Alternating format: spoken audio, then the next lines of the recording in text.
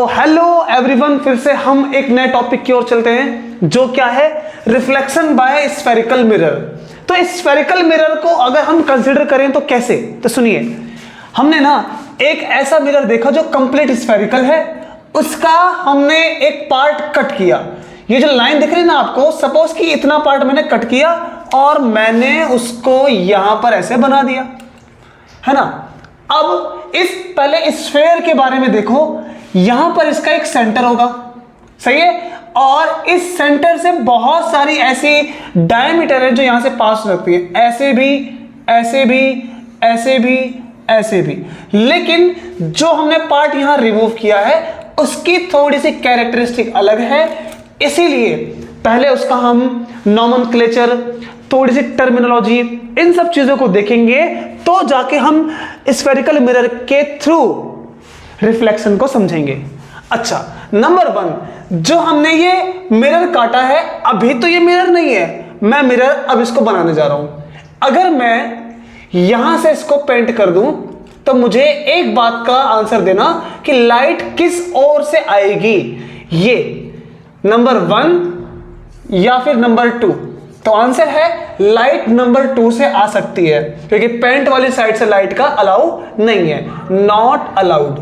अच्छा, अब ना यहां से लाइट का आना अलाउ नहीं है और यहां से अलाउ है, इसीलिए आप ध्यान से देखिए, जहां से लाइट आ रही है यहां पर मिरर ऐसे दबा पड़ा है, उसका सेंटर, ये सेंटर ऐसे दबा पड़ा है, तो ऐसे मिरर को हमने नाम दिया है कॉनकेव मिरर, है ना। अब इसी तरीके से हम दूसरे मिरर को देख लेते हैं। अगर मैं इसी के डिजाइन वाला एक मिरर और ऐसे बना दूं, अब सेम डिजाइन क्यों बनाया, इसलिए ताकि आपको पहले ही कंफ्यूजन से मैं अवगत करा देता हूं, थोड़ा समझ जाएंगे आप, तो आपको चीजें आसानी हो जाएंगी देखने और समझने में। दोनों की शेप सेम है, लेकिन मैंने इस बार पेंट कहां से किया जरा ध्यान समझिएगा। मैंने इस साइड से किया, ये रीजन नंबर 2 और ये रीजन नंबर 1। बताइए लाइट कहां से आएगी, पेंट वाले साइड से नॉट अलाउड। जहां से पेंट नहीं है, जो सरफेस स्मूथ है वो ये वाली है, यहां से लाइट का आना अलाउ है। तो बताइए, अब अगर इस रीजन से लाइट आएगी, इसका सेंटर कैसा है, तो आप कहेंगे सेंटर फूला हुआ है, तो ये मिरर का आएगा कॉन्वेक्स मिरर, है ना। अब इसके लिए थोड़ा सा एक बार और देखिए, अगर मैंने ये बनाया और यहां से मैंने इसको ऐसे पेंट कर दिया, तो बताइए लाइट कहां से आएगी, यहां से कि यहां से, तो आंसर है जहां पेंट नहीं है लाइट यहां से आएगी। सेंटर फूला हुआ है, कौन सा मिरर है, कॉन्वेक्स मिरर, ठीक है। अब इसी की प्रॉपर्टी को आगे ले जाते हुए ये देखिए, अब ये भी एक मिरर है, लेकिन पेंट मैंने इस साइड कर दिया, तो अब बताइए लाइट कहां से आएगी, लाइट यहां से आएगी और यहां से आना अलाउड नहीं है, यहां से आएगी। इसीलिए अब मुझे एक बात बताओ कि सेंटर कैसा है, अंदर की तरफ दबा हुआ, तो ये मिरर कौन सा है, कॉनकेव मिरर, ठीक है। तो इनके बारे में एक आध बार लिख लेते हैं। कॉनकेव मिरर क्या है, सेंटर डिप्रेस्ड, सेंटर डिप्रेस्ड, है ना। और कॉन्वेक्स में क्या है, ये centre bulge out, centre bulged out, ये फूला हुआ है, वो दबा पड़ा है। तो ये दो तरह के स्फेरिकल मिरर हैं जिनसे हम रिफ्लेक्शन को पढ़ेंगे। पढ़ने से पहले हम इसकी कुछ टर्म्स को देखेंगे, समझेंगे कि रिफ्लेक्शन के लिए जो टर्म्स हम यूज करेंगे, नाम यूज करेंगे, वो कैसे हैं और क्या है। तो चलते हैं उस पाथ पर। हाँ, देखिए कुछ टर्म्स को पढ़ते हैं, ध्यान से समझिएगा। ये जो मिरर है किस टाइप का, कॉनकेव, ठीक। इसमें जो ये लाइन है ना, जो कहां से पास हो रही है, मिरर के सेंटर से, ये वाला पार्ट, वो मिरर का सेंटर नहीं जो स्फेरिकल मिरर का, ये मिरर का कौन सेंटर, ज्योमेट्रिकल सेंटर, ये इतने पार्ट का सेंटर, इसको हम कहेंगे पोल, ठीक है। और उसके बाद अगर इसको हम कंप्लीट एक सर्कल स्फेरिकल बनाएं, तो इस मिरर का एक सेंटर बनेगा कहीं ना कहीं, वो होगा ये, जिसको हमने नाम क्या दिया, सेंटर ऑफ कर्वेचर। सी क्या है, सेंटर ऑफ कर्वेचर। अब इसको ऐसा क्यों कहा गया, थोड़ा सा इसको ध्यान से देखिए, है ना। अब ना आपको कॉपी में कैसे बनाना है, जरूरी ये बात है। एग्जाम में कैसे बनाना जरूरी है, तो एग्जाम बनाने के लिए कंपास को लेना, कंपास के एक नुकीले हिस्से को दबाकर ऐसे स्फेरिकल बना देना, तो जो हिस्से से आपने दबाया उसको सेंटर मान लेना, तो वो सेंटर कहलाएगा। अब कर्वेचर क्यों, देखिए ये मिरर, अब इसी जैसा मैं इतना बड़ा मिरर मैंने कर्वेचर ज्यादा कर दी, ये बताइए इसका सेंटर कहां पर आएगा, कहीं ना कहीं यहां पर आएगा, ठीक है ना, इस लोकेशन पर इसका सेंटर कहीं ना कहीं यहां पर आएगा। अब दोनों अगर साइज सेम है, इसमें छोटा बड़ा मत देखिए, मैं इसको ज्यादा मोड़ दिया इसलिए छोटा दिख रहा है। अगर दोनों मिरर का साइज सेम है तो एक बात का जवाब दीजिए कि किसमें सेंटर दूर है किसमें पास। इसमें सेंटर दूर है, इसमें सेंटर पास है, तो कर्वेचर के हिसाब से सेंटर आगे पीछे जब चलता है ना, तो इसीलिए इस कर्वेचर को यानी इस सेंटर को हम कहते हैं सेंटर ऑफ कर्वेचर, क्योंकि ये मिरर के मुड़ाव की वजह से पॉइंट यानी कि सेंटर वाला पॉइंट आगे पीछे मूव करता है, that's why it is centre of curvature. इस एक्सिस को हमने क्या बोला है, प्रिंसिपल एक्सिस। क्यों है ये प्रिंसिपल एक्सिस, क्योंकि यही वो लाइन है जो सेंटर ऑफ कर्वेचर से पास होके जाएगी इस मिरर के, जहां पर हम ऑब्जेक्ट को रखेंगे। अच्छा, और अब पोल और सेंटर के बीच में एक पॉइंट होगा जिसको हम कहेंगे फोकस। तो फोकस कौन सा पॉइंट होता है इसको हम थोड़ी देर में डिफाइन करेंगे, लेकिन ना अभी उसके पहले एक और चीज, अगर मैं ऑब्जेक्ट को रखता हूं इधर ये, तो ये ऑब्जेक्ट की जो लोकेशन इसको क्या कहेंगे, बियॉन्ड सी यानी सी के पीछे। अब जो पोल है उसी को हम दूसरे वर्ड में कहते हैं मिरर। पी से क्या कहा हमने, पोल, और कभी कभी जब हम यूज करते हैं तो इसको मिरर भी कह देते हैं। इसलिए ऑब्जेक्ट की डिस्टेंस फ्रॉम दी पोल यानी कि मिरर, इसको हम दिखलाएंगे यू से। तो यू क्या है, distance of object from pole, है ना। अब कहीं ना कहीं इमेज बनेगी, मान लो कि इमेज कहीं ना कहीं यहां बनी है, ये ऐसे, ये इमेज, तो डिस्टेंस जो इमेज की डिस्टेंस पोल से है उसको हम देंगे नाम v। So what is v, v is distance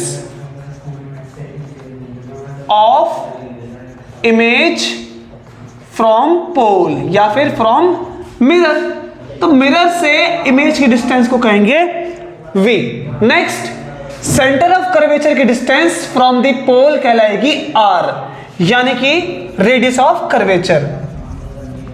so radius of curvature क्या है, देखिए रेडियस वहीं से वर्ड आया है, तो रेडियस ऑफ कर्वेचर क्या है, तो आंसर है distance between centre of curvature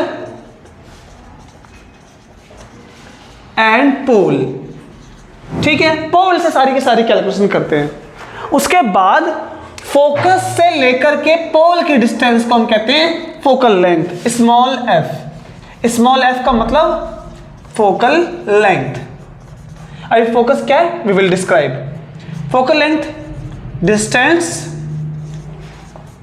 between focus and pole या फिर मिरर। तो ये कुछ टर्म्स हैं जो हमें बार बार यूज करनी है इस मिरर को समझने के लिए। अब मिरर कॉनकेव हो या फिर कॉन्वेक्स, सबके लिए यही टर्म्स यूज की जाएंगी। अब ना हम एक बार इसके जो रूल होते हैं लाइट को पास करने के उसको भी समझ लेते हैं। देखिएगा, है ना, यही मिरर है, मैंने अब इसका रूल को समझाना है, तो ओके शुरू करते हैं अपना काम।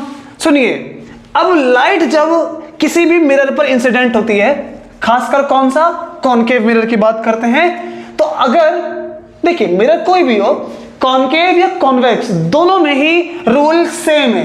क्या रूल, तो नंबर 1, जब कोई लाइट प्रिंसिपल एक्सिस के पैरेलल पास होगी तब रिफ्लेक्शन के बाद वो फोकस से जाएगी। क्या ये मैंने लॉ दिया, नहीं, ये लॉज ऑफ रिफ्लेक्शन को फॉलो करेगी। अब लॉज ऑफ रिफ्लेक्शन में इंसिडेंस एंगल, रिफ्लेक्टेड एंगल दोनों इक्वल होते हैं, तो बताइए एंगल किसके बीच के हैं, नॉर्मल और इंसिडेंट, नॉर्मल और रिफ्लेक्टेड। तो नॉर्मल कहां से बनती है, सेंटर से। ये अब सेंटर से नॉर्मल क्यों बनी, तो हम अच्छे से जानते हैं कि अगर सर्कल है, ये सेंटर है, सेंटर से कोई भी लाइन जो रेडियस होती है, रेडियस वो हर एक पार्ट पर सर्कल के नॉर्मल होती है, ये है ना, क्योंकि यहां पे एक टेंजेंट बनाएंगे छोटी सी, हर एक पॉइंट पर ये नॉर्मल होगी, तो ये नॉर्मल है, ये इंसिडेंस एंगल उतना ही बनेगा रिफ्लेक्टेड एंगल।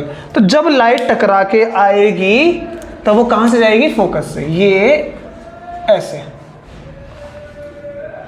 ये ऐसे फोकस से, है ना। डायग्राम में थोड़ा बहुत इधर उधर हो सकता है, बट आप कोशिश करिएगा पेन, पेंसिल, कंपास इन सब से बनाने की।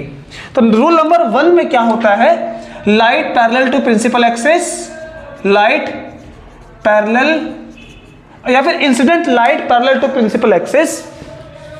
तो चलिए हम इनको समझते हैं। नंबर 1 जो आपसे मैं डिस्कस कर चुका हूं, incident light parallel to principal axis, incident light parallel to principal axis.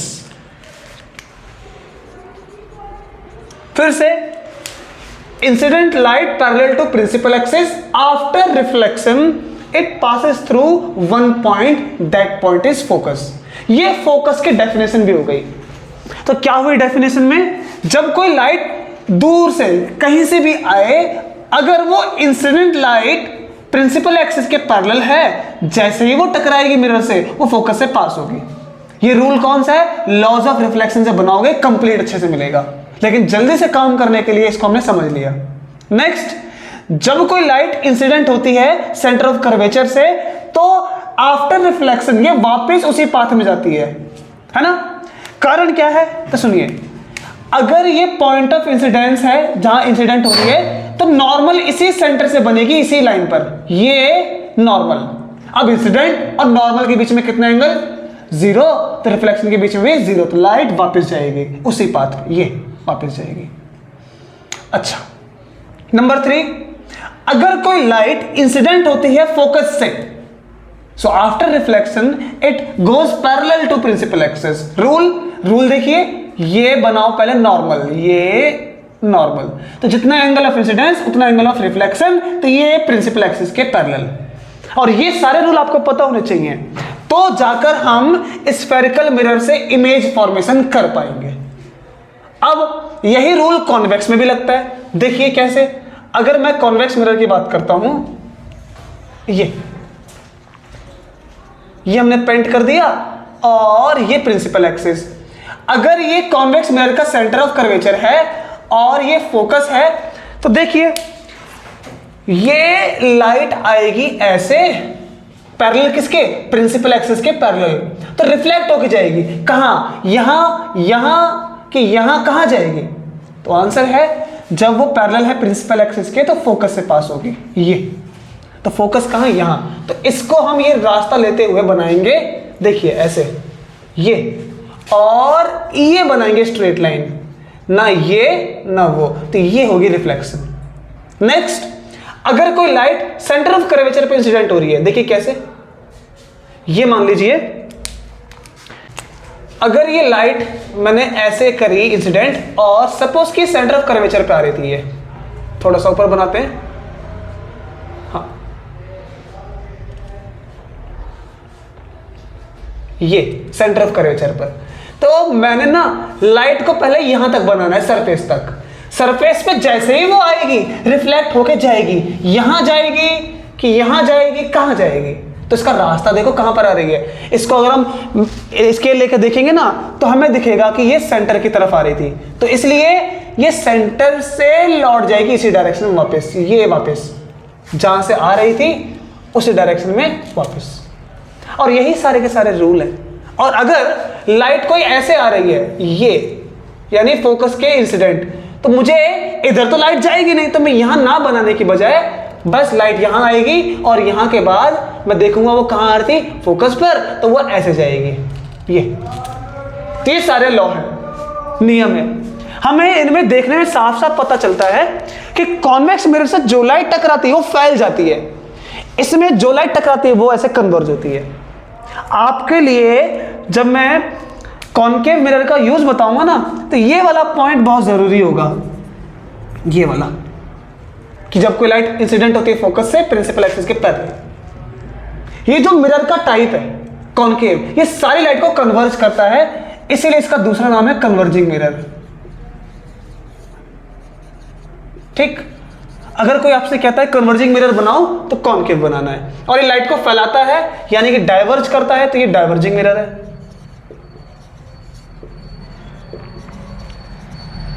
ठीक, तो इमेज फॉर्मेशन की बारी आ चुकी है, अब उसको समझना है हमें।